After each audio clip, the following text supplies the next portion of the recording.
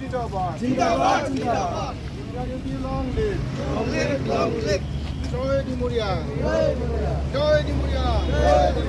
Income জিন্দাবাদ জিন্দাবাদ জিন্দাবাদ খিলঞ্জীয়া উপদেশা কৰ্ম চলিব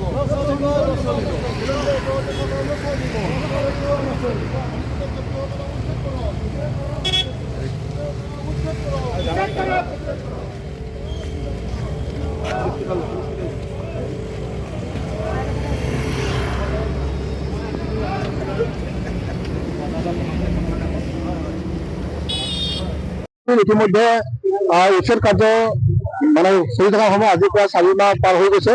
এই 4 মাহ পাৰ হৈ যোৱাৰ পিছত আজিলৈকে যি ধৰণে উচ্ছেদ কাৰ্য চলিব লাগে বা যি ধৰণে উচ্ছেদ কামখিনি কৰিব লাগে সেই ধৰণৰ কামখিনি হৈ উঠা নাই।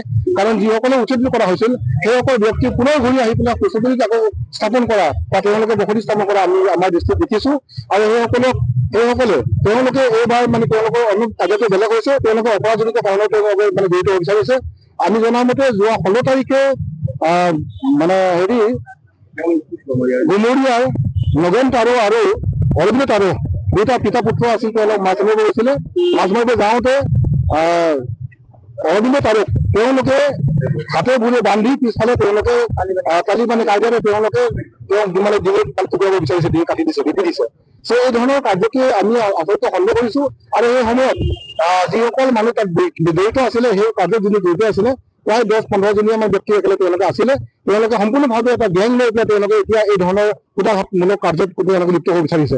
আমি ভাবো যে এই মানুহখিনিক অতি শীঘ্ৰে যদি তাৰ পৰা উচ্ছেদ নকৰে বা চৰকাৰে যদি তাক মানে উচ্ছেদ কৰা যদি তত্ত্বাৱধান নলয় তেনেহ'লে আকৌ ইয়াতকৈ ভয়ানক কাৰ্য তাত হয়তো সমাপ্ত মানে হ'ব।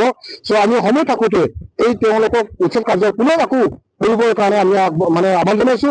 আৰু যিসকল উচ্ছেদিত মানুহ তাৰ আকৌ পুনৰ সংস্থাপন লোৱাটো এইটো প্ৰশাসনৰ চকুত তেওঁলোকে নিশ্চয় মানে অপৰাধী হয়। গতিকে এইসকলক উচ্ছেদ কৰিবৰ কাৰণে এতিয়া কোনো মানে কৌৰৱ বা কোনো আইনৰ কথা নাথাকে।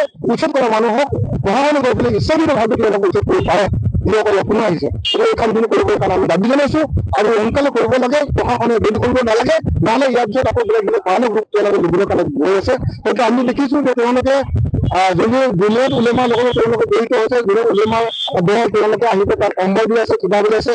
আৰু তাত বা কি তেওঁলোকৰ কথা চলিছে আমি নাজানো। হয়তো বেলেগ বিভিন্ন ধৰণৰ ষড়যন্ত্ৰ তেওঁলোকে লিপ্ত হ'ব পাৰে।